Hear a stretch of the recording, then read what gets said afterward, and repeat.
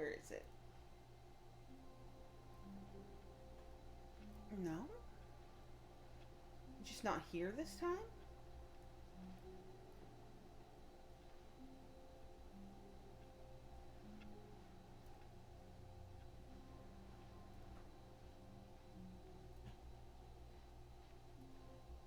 Eh?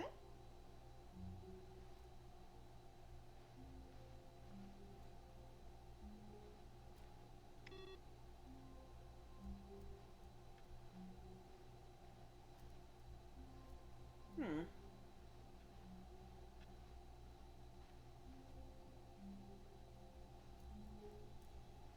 Not the new content. Oh, good. You noticed my sign. Yes, Oh, is your I sign? have something very exciting to show you. Sweet. I am excited.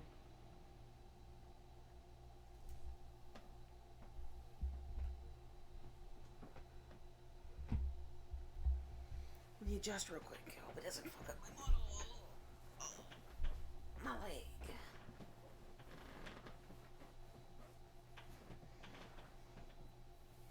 If my model does get tilted, let me know.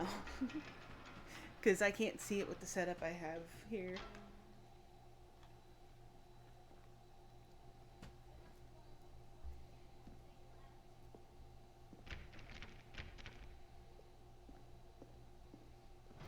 Okay. So far, this isn't new You see, content. Stanley, I've been reflecting on the Stanley Parable and about how roundly disappointing this ultra deluxe version has turned out to be. The original Stanley Parable was a landmark, and any new content for it should live up to that legacy. So forget this ultra deluxe nonsense. I say we take it one step even further. Which is why I'm very proud to announce for the first time ever the Stanley Parable 2. Oh shit!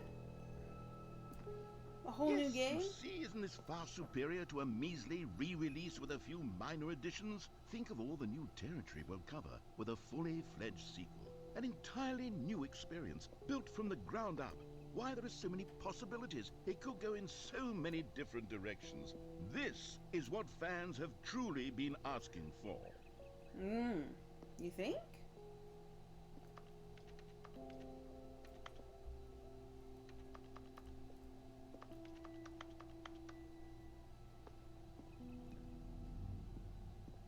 Calling it the Stanley Parable 2 is just so much Taste catchier the than squeakquel. Ultra Deluxe, don't you think?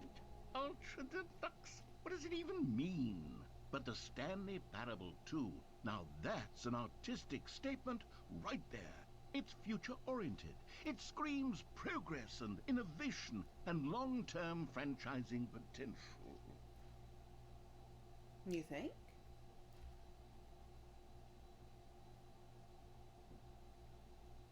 Off painting.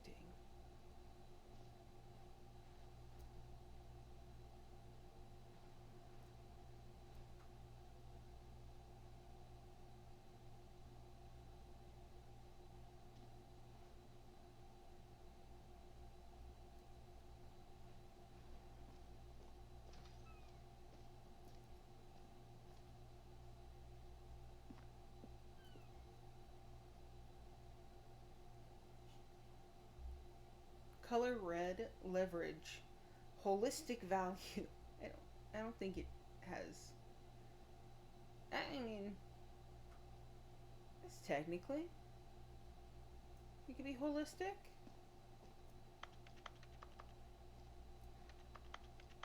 They're back. 2 doors. New content is out. New content part 2 is in. New hotness. Old and busted. Cool red section of the chart. I love the cool red section of the chart.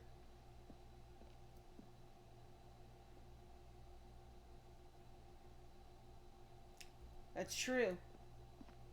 2 is a very powerful number. 2 planets.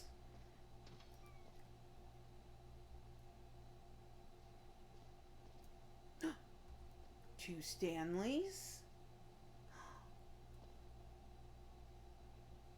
Now, to be clear, I haven't quite nailed down what exactly the Stanley Parable 2 is going to be, but let's take a look at some of the features I've been developing for it. I figure that if I can loosely organize a handful of interesting concepts, that surely the game will sort of naturally spring up around them.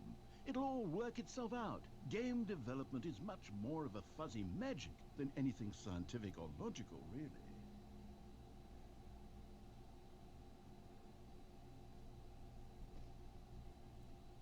Scrum. Design pitch, break, pitch design, number 2 chart. The end is never the end again. I like this drawing. Is it supposed to be Stanley? With eyes and ears, nostrils and arms and legs. It's a good drawing. Can you bring the red marker back? Other people might need to use it.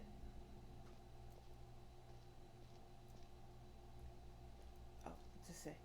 Sequels are good. Portal 2, Half-Life 2, Batman Arkham Asylum 2, City, Divinity, Original Sin 2, Doom 2, Aladdin 2, Return of Jafar, Dark Souls 2. Is there a Dark Souls 2?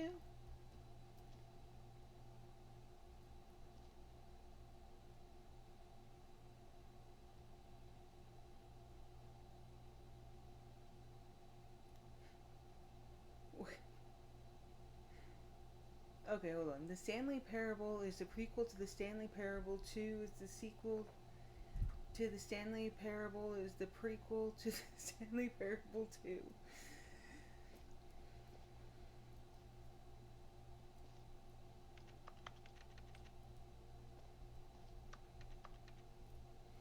What are these Crow laptops? Hell yeah, they are.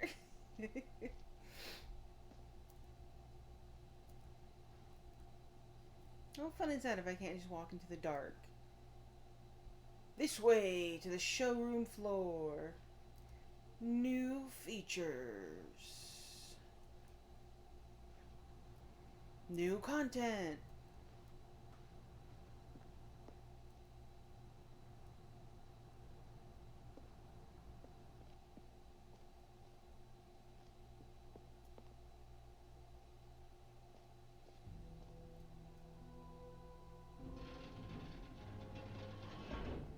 Wow. Here we are. Go on, try out some of the new features. The button that says the name of the player that is playing the game. Hear your name in the game.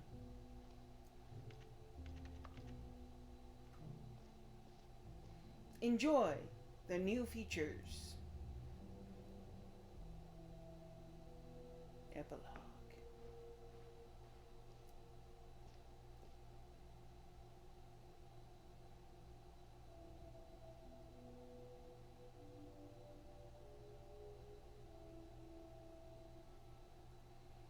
Are you talking about Aladdin? Yeah, I know. It made me laugh because the For rest were Stanley Parable games and that was a 2, movie. I asked myself, what do players really want?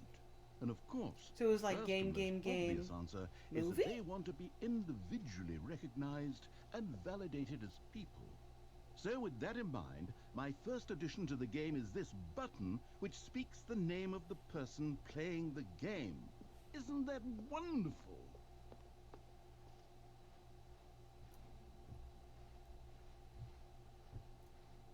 Jim. Sorry, I should have clarified. Right now, the button only says the name Jim. But of course, in the final game, this button will say your name, whatever name that is. Here, let's have you role play as Jim to really simulate the full experience of Oh, this now I feature. have to be Jim? Just play along. I promise you'll love it. Okay, here we go. Let's take a deep breath, clear your mind, forget whoever you are, and simply become a person named Jim. I'm Jim. I want you to imagine yourself living Living as as Jim, Jim. sleeping and waking as Jim, falling in love and being heartbroken as Jim, seizing all of the world's possibilities as Jim, and as Jim watching your dreams crumble into dust. Do you feel it deeply? Are you really, truly Jim right now? If so, then please step forward and press the button. I am. Oh, I'm fucking up the camera. I am Jim. Jin. Oh my god. My name. Yes, you see? What a thrill, what a rush. That was you. The button described you. Do it again, do it again.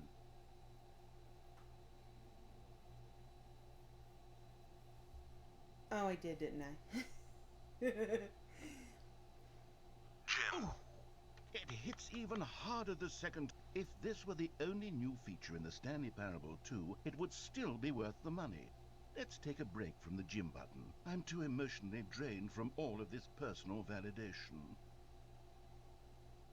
Is that your name? Your name's Jim? Jin. Whoa there, cowboy. Sometimes a person can be too much, Jim. I'm putting the gym button away. Otherwise, No. soon you'll start to Jim, lose all Jim, sense of who you Jin. actually Jin. are. Jin. Give me back the gym button. This is bullshit. Put it back.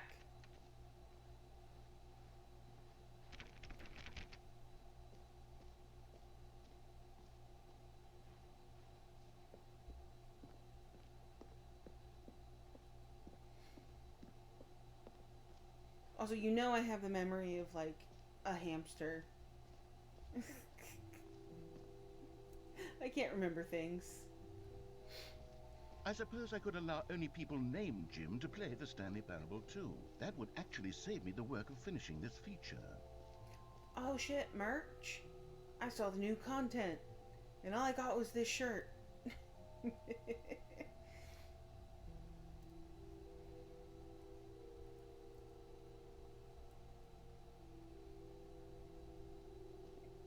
What's up here? Reassurance bucket?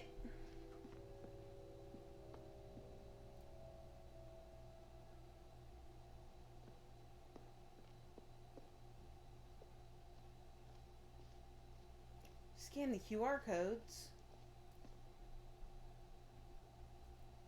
Why? What happens if I scan the QR code? Or can I just click on it? No. Okay, I'm gonna try and scan it with my actual phone. Hold on. See what happens here.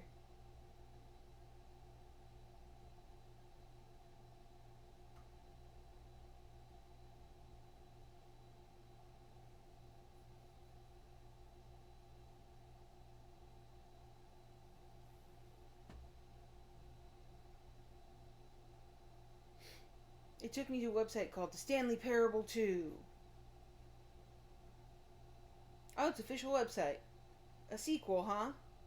Watch our helpful and informative video to learn more about the Stanley Parable and what the journey of becoming a sequel is all about.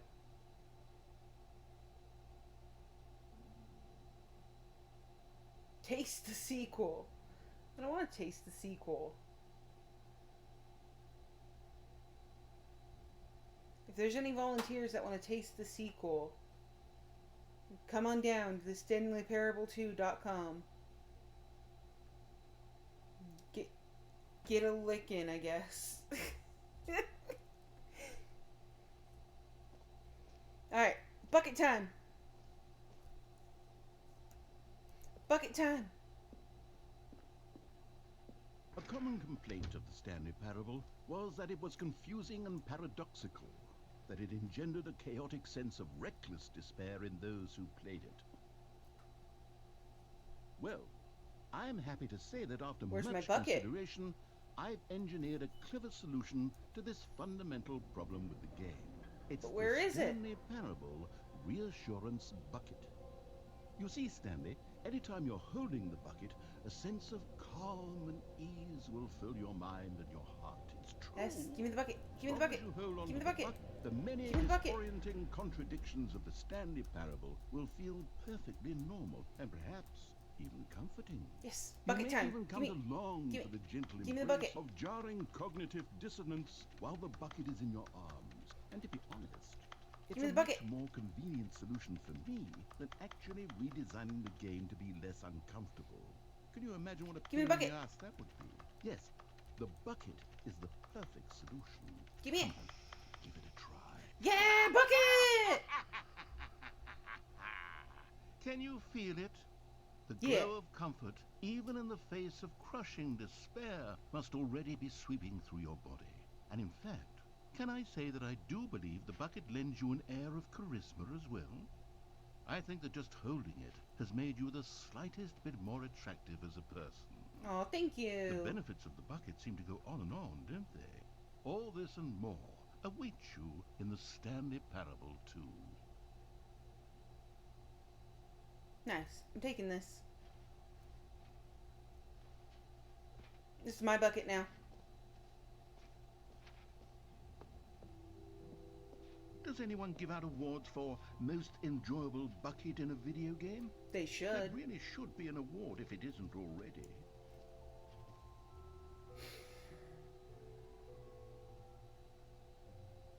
Infinite hole. I love Okay, holes. I'll be honest, I haven't yet decided on this one. I think that in the new version, the office could use a bit of decoration, like balloons. But I'm undecided on Get Well Someday and Happy 12th Birthday. Which would you go with? Get well someday. You know, sometimes when you solicit another person's opinion, it makes you realize that you knew which one you actually really wanted all along. Happy 12th birthday, Yay! step-niece, it is. Can I pop these? Pop, pop, pop, pop. Pop, pop.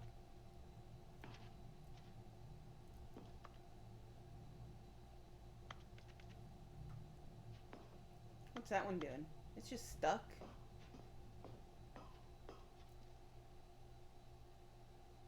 Or actually, maybe I should have gone with... No, I've made my decision, we're moving on.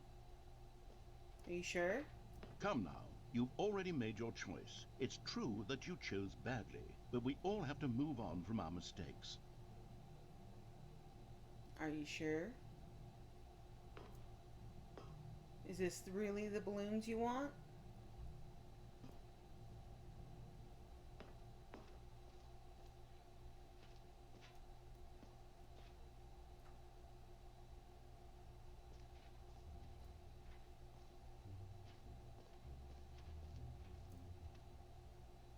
Oh shit, it's a jump circle. You know what? Let's bring the jump circle back for Stanley Parable 2 as well. It's... Oh, wait. You already spent all your jumps the first time we saw the jump circle. Oh well. I suppose it can just be a No. nice decorative piece then. Give me more jumps. Give me more jumps. Lame.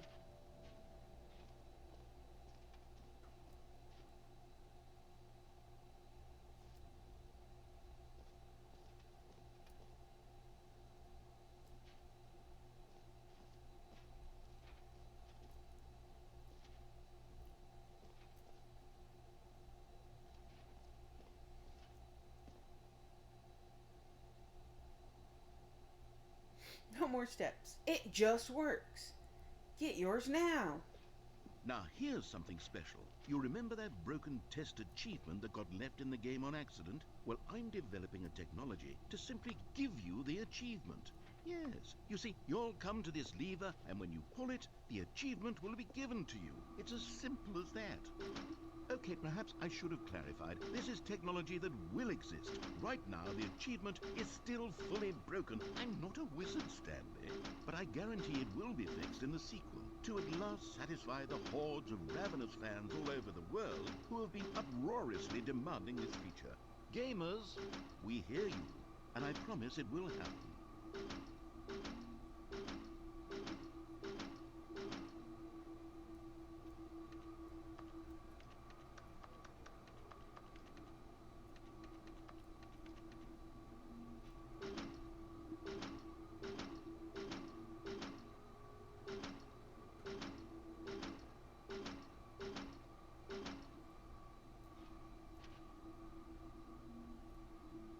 I like came back here and unplugged your machine. Then what would you do? Hmm?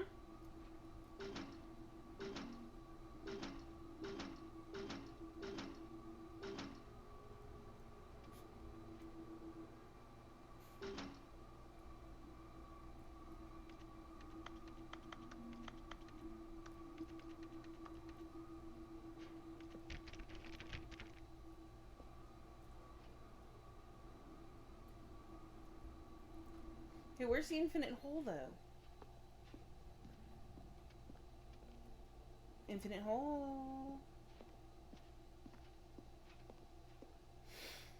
I thought I was pointing this way. What else? What other exhibits haven't we seen yet? Yeah, see? Infinite hole.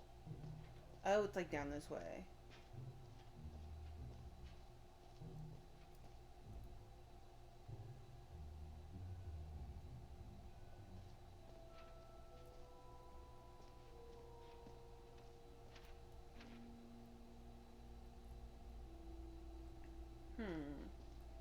Infinite hole. Mm-hmm.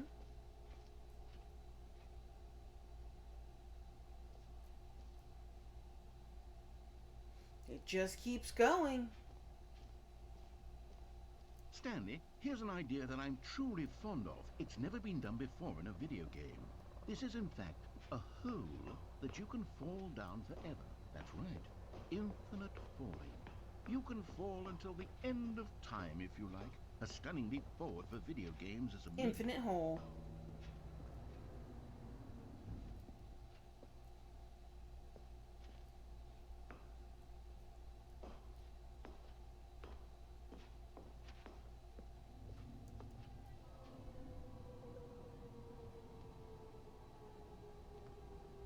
You see, isn't it wonderful?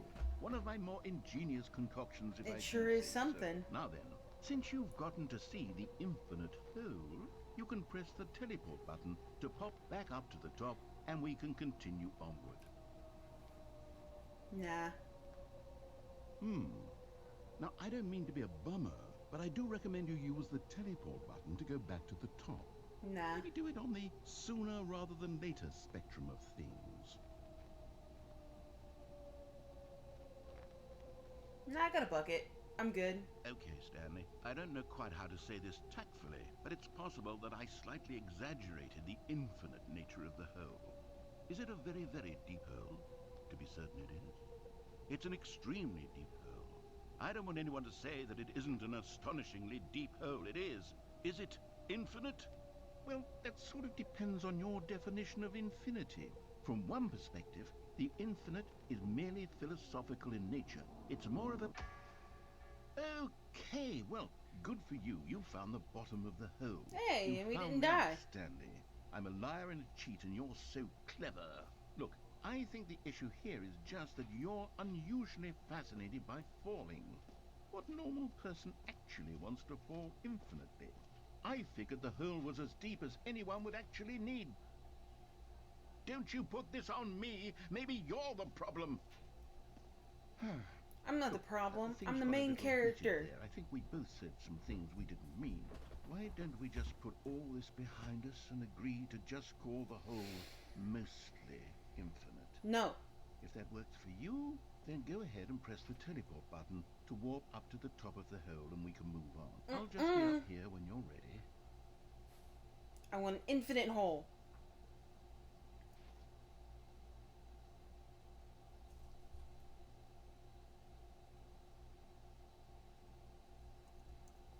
Infinite. Yeah, I don't think he's actually giving us a choice in this one.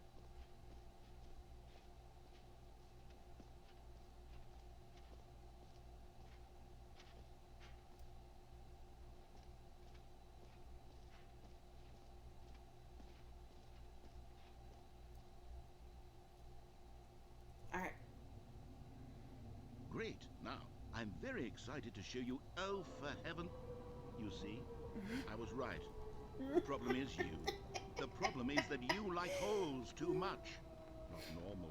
A normal person would have said, yep, that's an infinite hole right there. Goes on forever till the end of time. Don't need to see it all, but not you. Oh, no, no, no, no. You have a weird sort of... Oh. Did the hole seem even shorter to you this time? I couldn't help but feel like you spent a little less time in there than you did before. I mean, admittedly, I didn't make an infinite hole. I didn't think it was that not infinite. Well, I suppose once again, Yeah, it's there's nothing to definitely do shorter. here. If you decide you've had enough of the hole, you can hit the teleport button and come join me up above. Had enough? I'm positively thrilled. I really do have so much more to show you and to talk about, and I've had enough of the hole for a lifetime.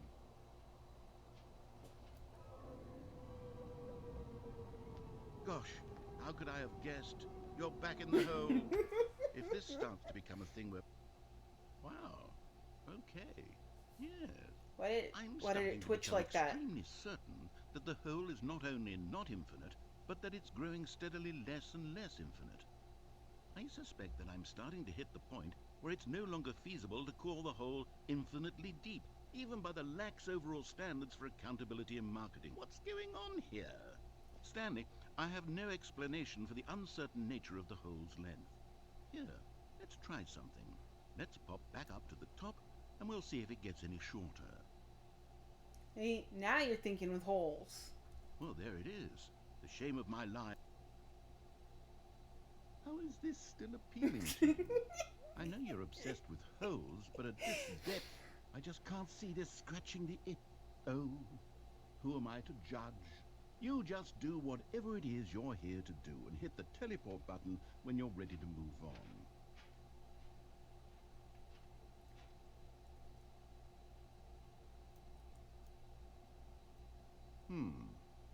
Is the, teleport button not working?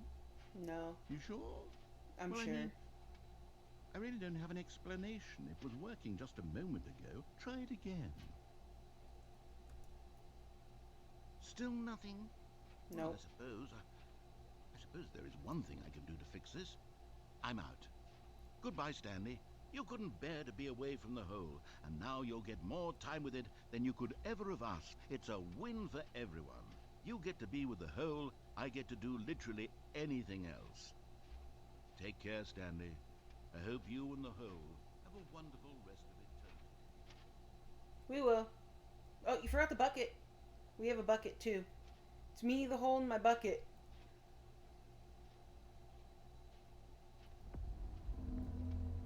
Ayo?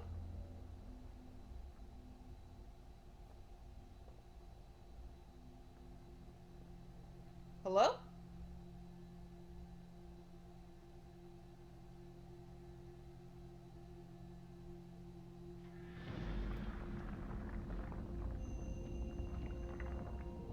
Hello?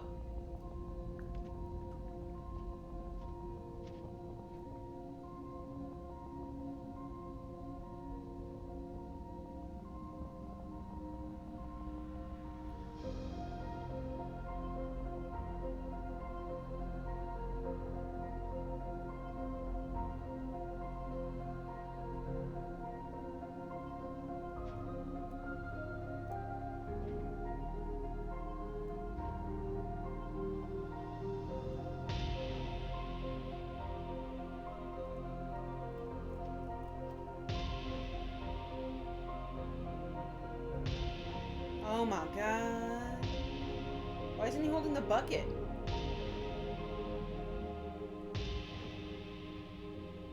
Alright, ready?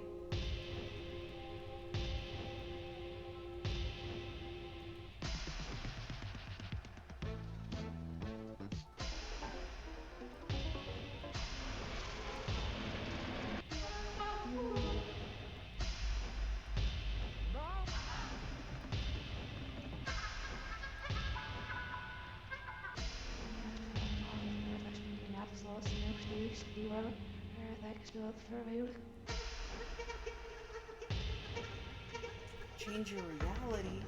Oh! Oh shit! Oh! Oh, puppies! Space! No, is that the ocean? Fuck the ocean. Yeah, no, fuck the ocean.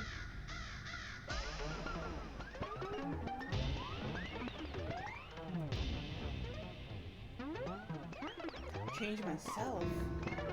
Oh! Oh shit, I'm like a little computer man. Oh! What is that?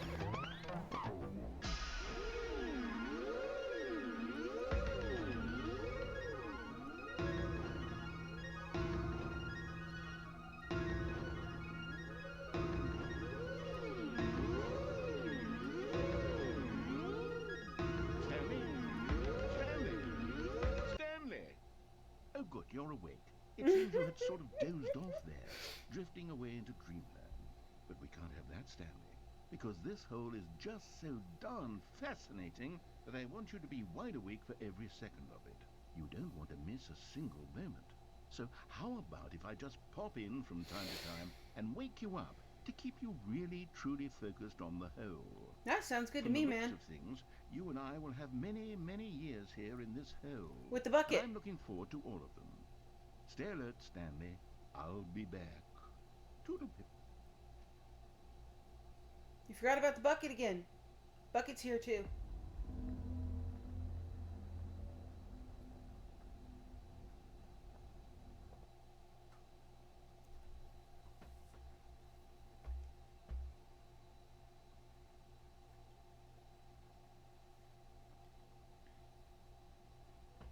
Hey, I want to be in the hole. Here we are. Go on, try out some of the new features. Can I get another bucket?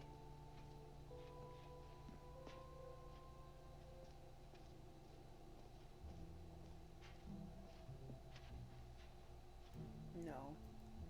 Sad.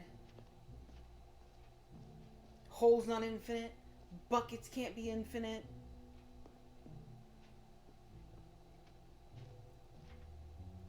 What's in here? Oh, those was the balloons.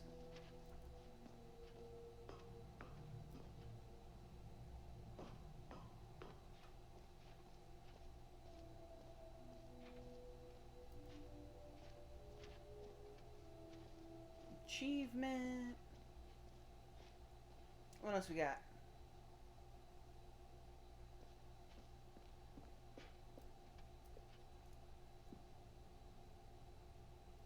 You can find them.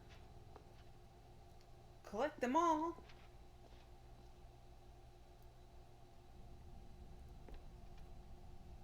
Ah, collectibles. Now it's a real video game. In the Stanley Parable 2, you'll run around gathering up these miniature Stanley figurines. And what's truly innovative is that there will be no reward for collecting all of them. I don't want to stifle the intrinsic joy of watching a number go up. You simply collect all of them, and then you move the hell on with your unremarkable life.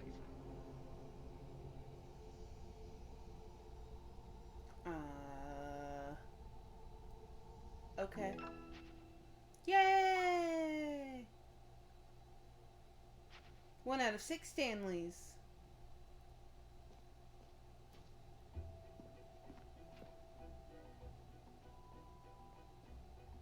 God, it really is the worst when you collect everything in a video game and then they give you a big fancy reward for it. Absolutely tragic. Wait, can I collect that one? Give me it.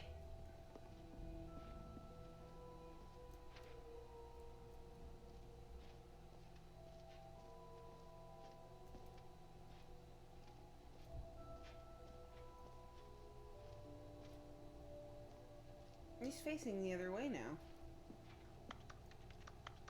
Oh no, he's spinning. Okay. Never mind. He's freaking me out there for a second.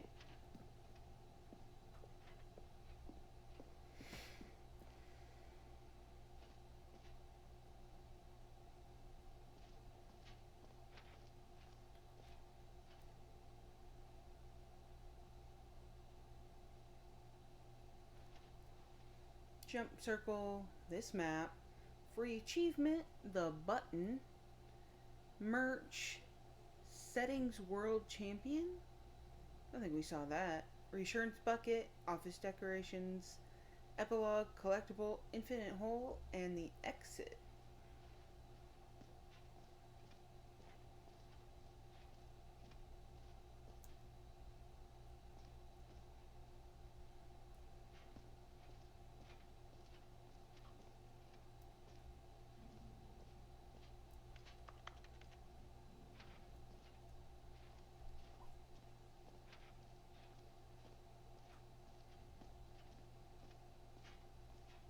Oh, see, now it's being honest. That's a button that says Jim. Is the button back?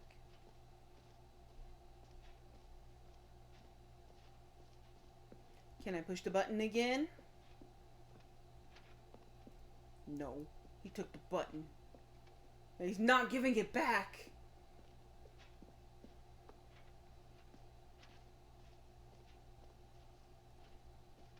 Whatever.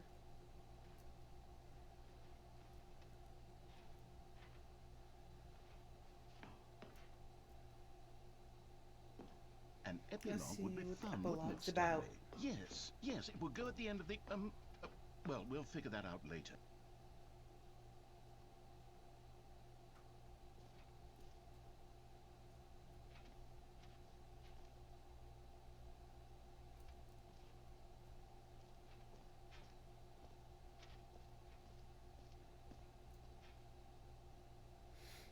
Now here's a question. Are there actually, six Stanley figs? Or is the narrator just fucking with me?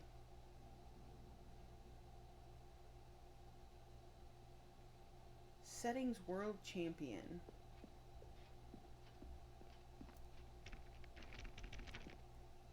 Why can't I go in there? What's this one?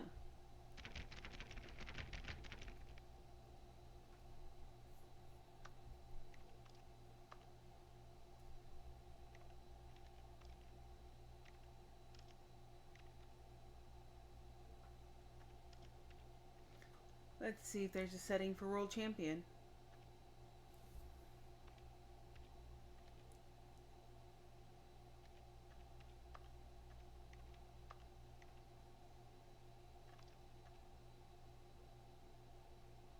Quality profile. No, no World Champion for that one.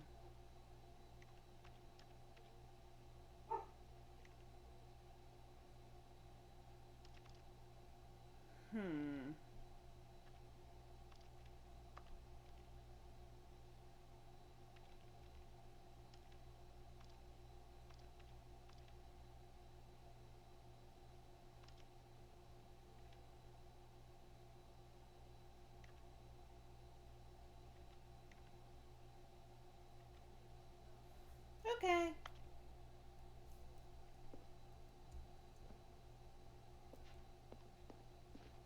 Lame.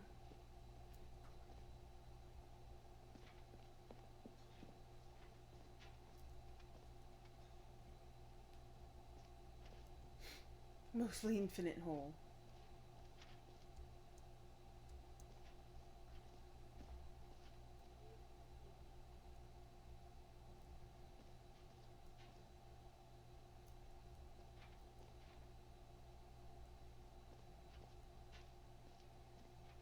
Six Stanley figures.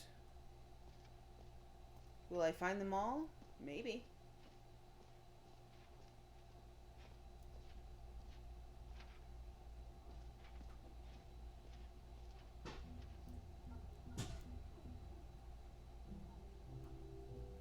Aw, he blocked off the hole. I can't go hang out with the hole anymore.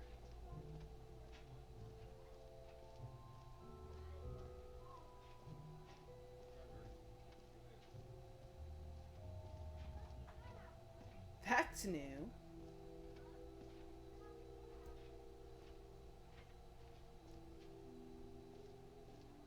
Is it though? Have we already been up here? Yeah, it's the door we came in through, huh?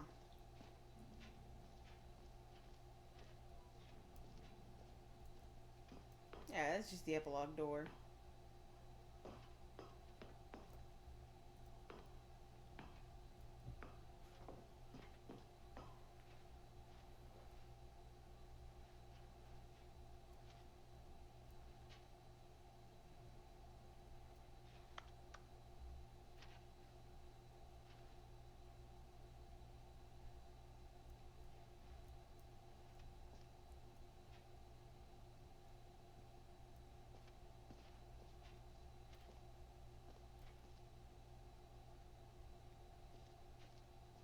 I think that's it.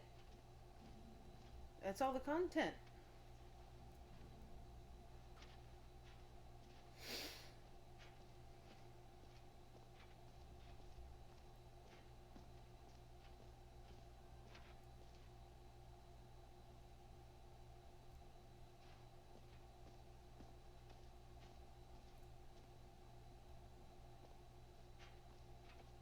Are you not gonna let me go back through this way?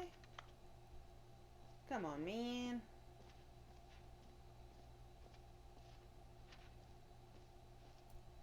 Took away my button. Took away my hole.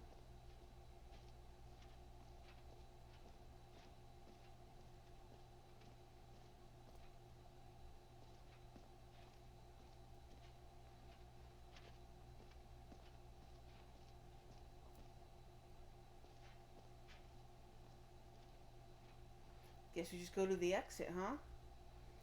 Took away my jumps. They didn't technically take those away. But you didn't give me any new jumps. You totally should have. All right. Have you seen everything you wanted to? Ready to move on now? Yeah. I saw the hole. I got a bucket.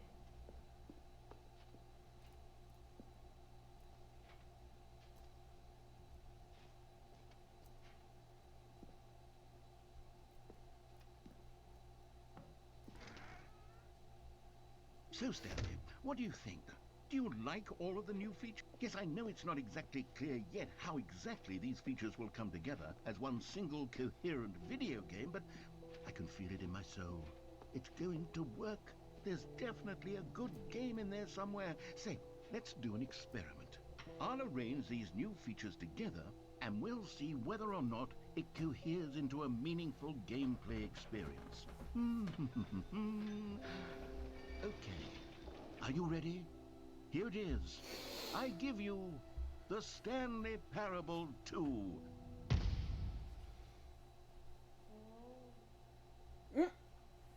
Okay. I mean, there's potential here, right? It's sort of... It okay, sure never is mind. something. Hold on. Let me do a different arrangement. Okay, yes, this is much better. I feel good about this. Here we go. Version 2. Is this not exactly Who the am I same? kidding, Stanley? This isn't a coherent video game at all. It's a lot of gags. And I do very much enjoy creating gags, but they don't add up to anything. I wanted more than anything to create a sequel that would capture all the magic of the first game. I wanted fans to love it. No matter how good these gags are, they won't stand on their own. They would need the structure and the gameplay of the original. Wait, maybe that's it. I can take the original Stanley Parable and simply, well, insert a few of my new features into it. Tastefully, of course. Tastefully, With respect. naturally. With care for the vision and integrity of the original game. Would it possibly work? I suppose it could. But it would need a really, really tremendous title screen. A title screen that says with bold and uncompromising conviction, "This is the Stanley Parable 2. As the main character, this is kind of fucked. All right, perfect. Go ahead. Take a look.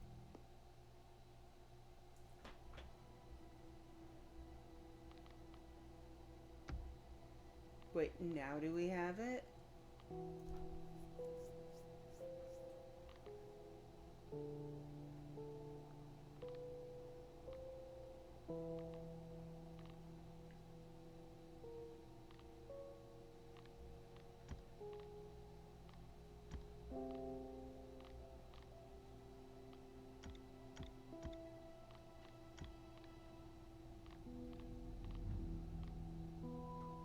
No. It still didn't put it in here.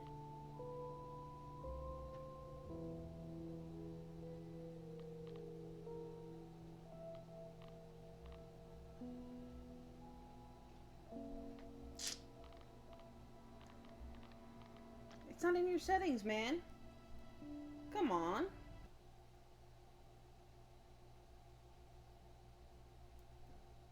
This is the story of a man named Stanley. Stanley worked for a company in a big building where he was employee number 427. Employee number 427's job was simple. He sat at his desk in room 427 and he pushed buttons on a keyboard. Orders came to him through a monitor on his desk, telling him what buttons to push, how long to push them, and in what order. This is what employee 427 did every day of every month of every year. And although others might have considered it soul-ending, Stanley relished every moment that the orders came in, as though he had been made exactly for this job. And Stanley was happy. And then one day, something very peculiar happened. Something that would forever change Stanley. Something he would never quite forget. He had been at his desk for nearly an hour when he realized that not one single order had arrived on the monitor for him to follow. No one had showed up to give him instructions, call a meeting, or even say hi. Never in all his years at the company had this happened, this complete isolation. Something was very clearly wrong. Shocked, frozen solid, Stanley found himself unable to move for the longest time. But as he came to his wits and regained his senses, he got up from his desk and stepped out of his office.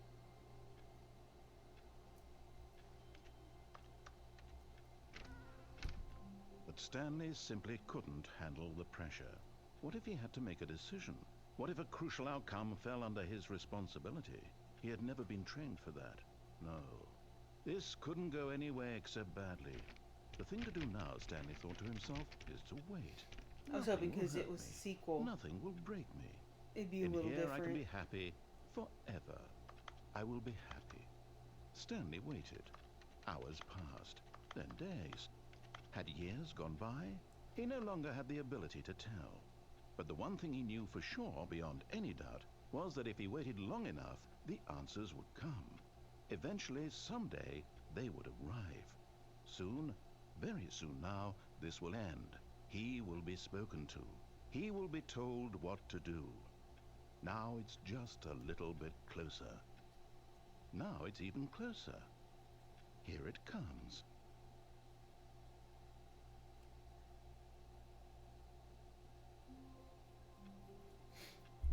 Alright.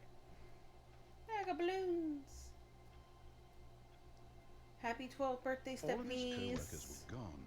What could it mean? Stanley decided to go to the meeting room. Perhaps he had simply missed a memo. No matter how hard Stanley looked, he couldn't find a trace of his co-workers.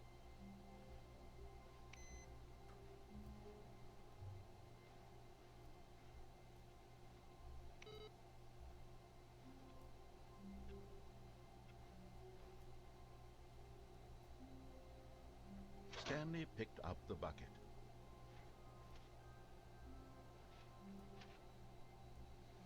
Yeah, he did. Stanley loves his bucket.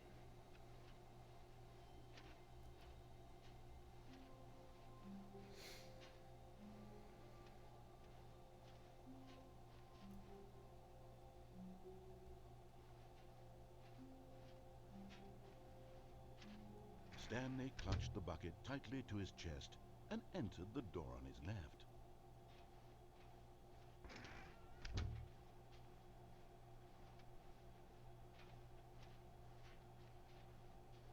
Still no one was here. Stanley needed the bucket's warmth and comfort now more than ever. Perhaps his boss's office was where he'd find answers. Come on, bucket.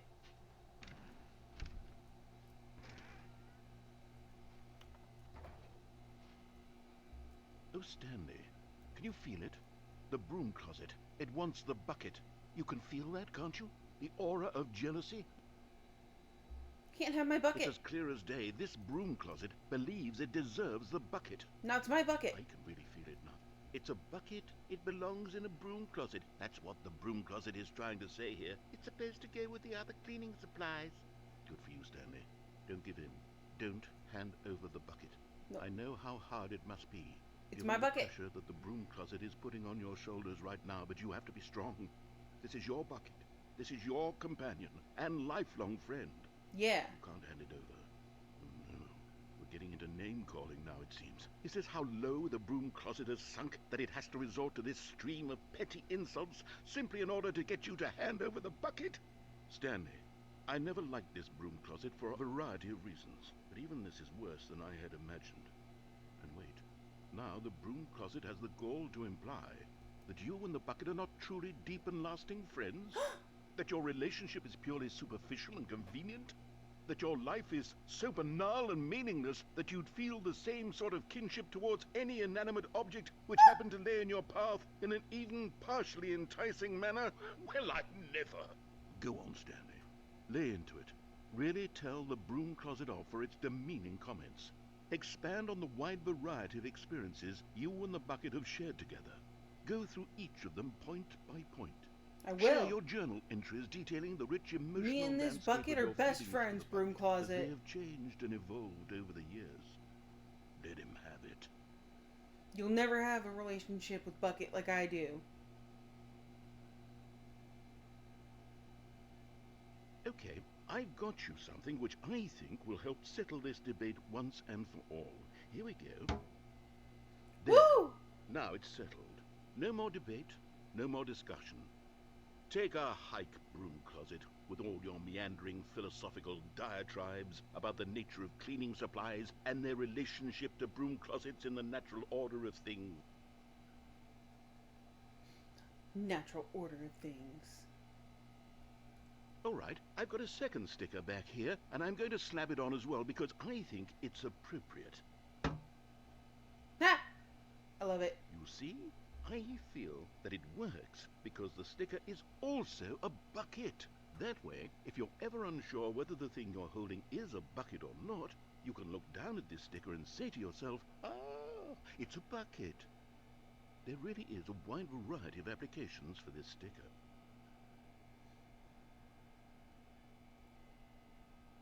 Well, you know what they say. Everything in this world I could take is the a bucket name or calling and isn't the a bucket. dismissal of your kinship with but now the broom closet is just giving us a silent treatment. And to be honest, Wow. I'm sick of the pettiness on display. You can stay here all you like, but I've had it with this impetulant room of cleaning supplies. It's real Easily the most mature childish cleaning such room I've ever broom been in. closet. I'll see you outside, and we can get on with the story about you and your bucket. It's real mature, you know? Just because you're jealous Stanley's relationship with the bucket. Can't believe you, broom closet. You know what? And another thing. Bucket and me, we're never coming back here. You'll never see Bucket again.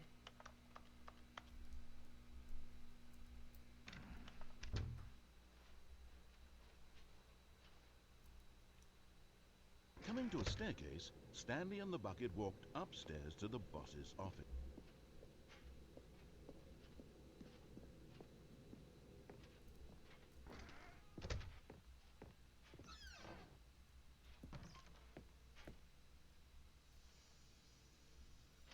Oh, there's one. One of the miniature Stanley figurines. Remember, no reward for collecting all of these, only the intrinsic pleasure of a job well done. You can't buy that sort of happiness, Stanley. God knows I've tried. So, I implore you to savor each and every moment you come across one of these beautiful figurines. I will.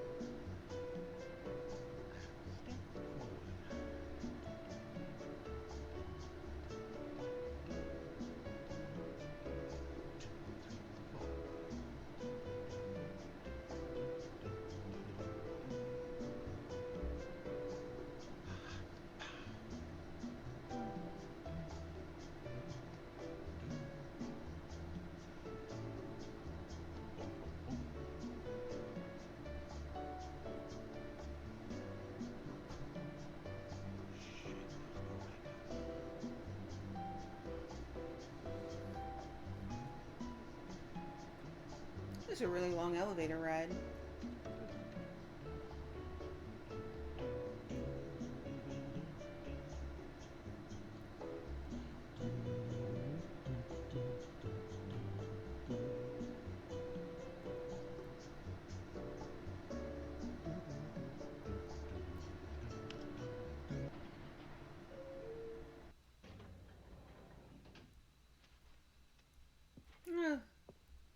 That's it?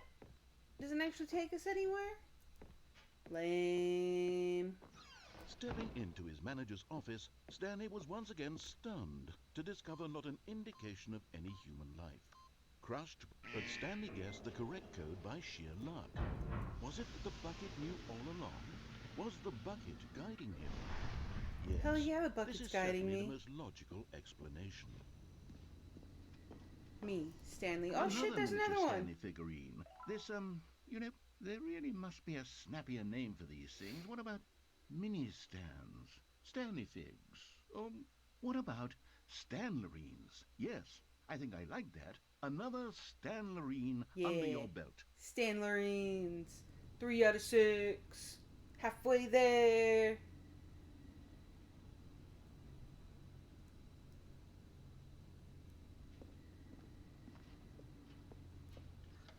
Alright, down we go, Bucket.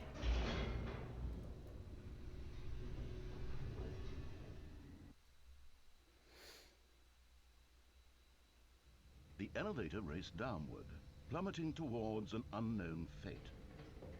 It would be all Stanley could do to keep himself together, if not for the bucket. Soothing him, comforting him, reassuring that in this darkest moment of uncertainty, he would be all right. The bucket Truly a is here best for you, friend. Stanley. Everything will be fine.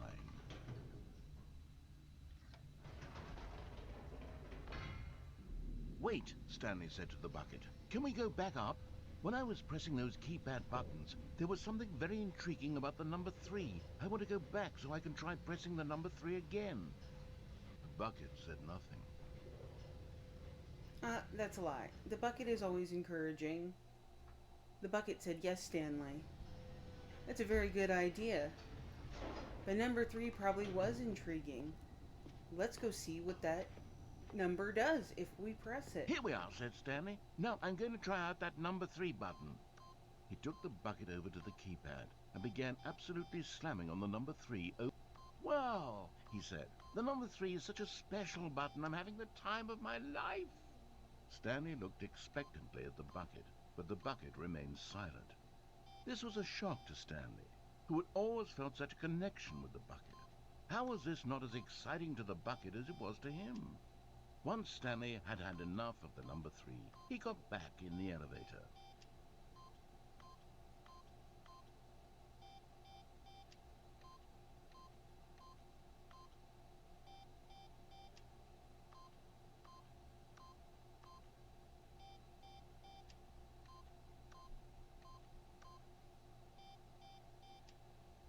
But like, what if one time if I push it enough, it actually does something?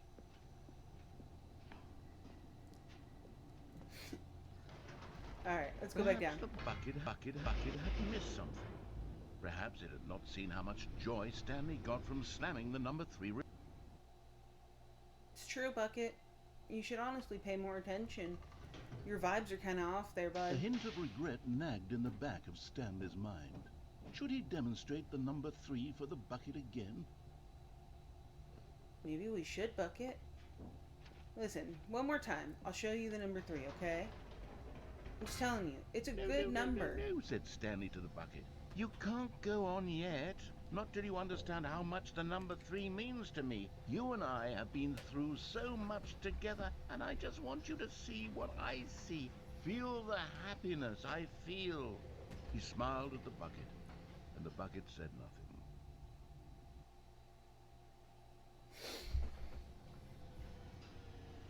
Listen, Bucket. I think if we push it a few more times, you'll see. Okay?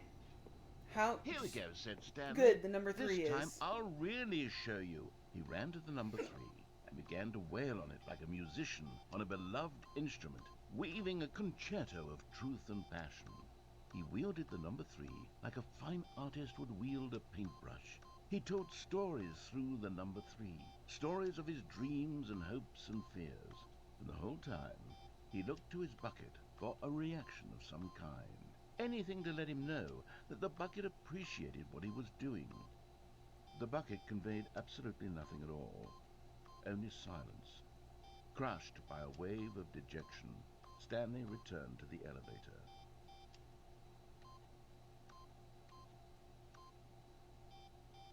I just don't think you're getting it, Bucket. Like, the number three is super deep, okay? Maybe if you just, like, opened your mind a bit, you know? Really Stanley and the saw bucket were what so the number three close. could They'd be. always been there for one another. Why suddenly could the bucket not connect with this passion of Stanley's? The question caused Stanley to ruminate the whole way down the elevator. He knew that there must be a way to get through to the bucket, to communicate fully with his dear friend. Surely there was a solution, mustn't there be?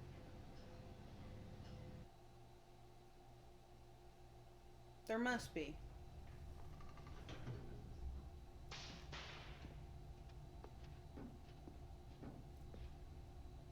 Right, Bucket? Stanley and the bucket walked straight ahead through the large door that read, Mind Control Facility.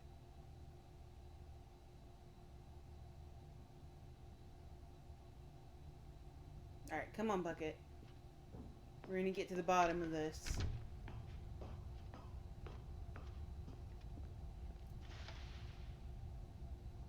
The lights rose on an enormous room packed with television screens. What horrible secret did this place hold? Stanley and the bucket both wondered to themselves.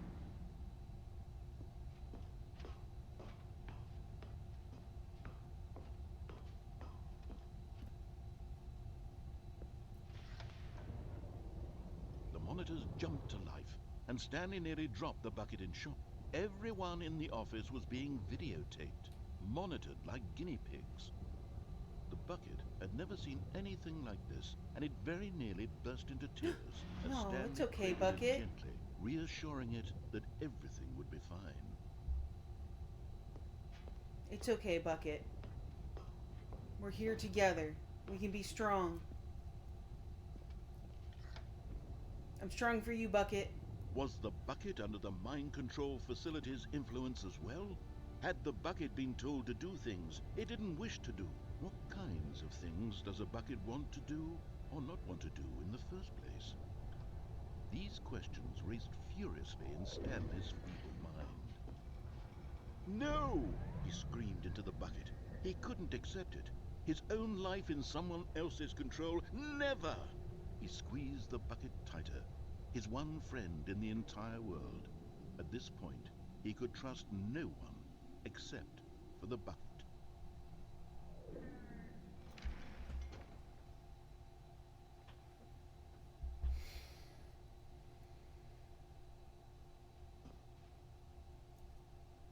But here was the proof. The heart of the operation. Controls labeled with emotions, happy or sad or content. Walking, eating, working, all of it monitored and commanded from this very place. And as the cold reality of his past began to sink in, Stanley decided that this machinery would never again exert its terrible power over another human life. For he and the bucket would dismantle the controls for good. Two That's best right. friends, Stanley and the bucket, up against the world. Yeah. They high-fived in a really cool way, and the bucket made a sassy comment about taking down the system. Hell yeah, Bucket.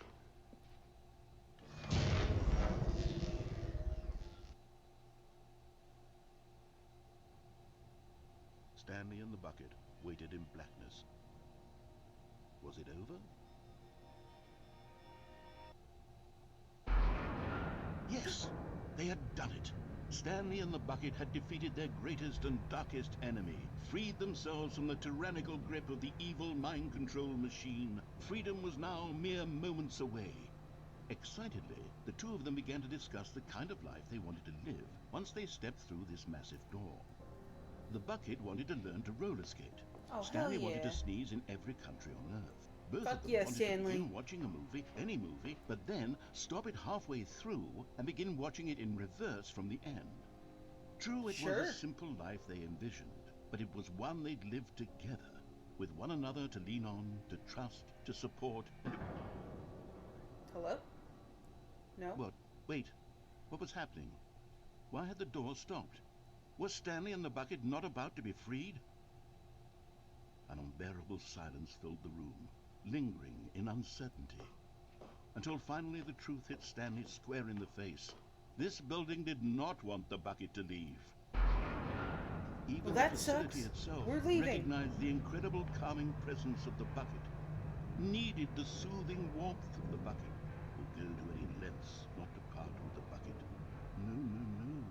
Stanley can't leave this place. Not while he has such a precious bucket in his arms. Not while this building has anything to say about it. Stanley realized he would never again leave this very room. But at least he has the bucket. To be trapped eternally in darkness isn't really so bad, Stanley thought to himself. As long as I have my bucket with me, right? I'll be okay, won't I? Stanley gulped. Very soon now, he was about to find out.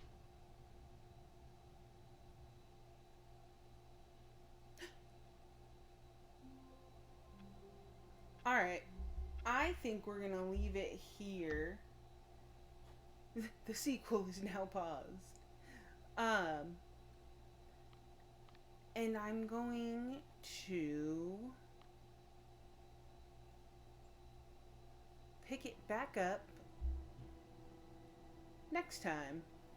Go on more adventures with the bucket. The bucket and Stanley and the narrator. And we will all have a great time. Alrighty. I'll see y'all next time.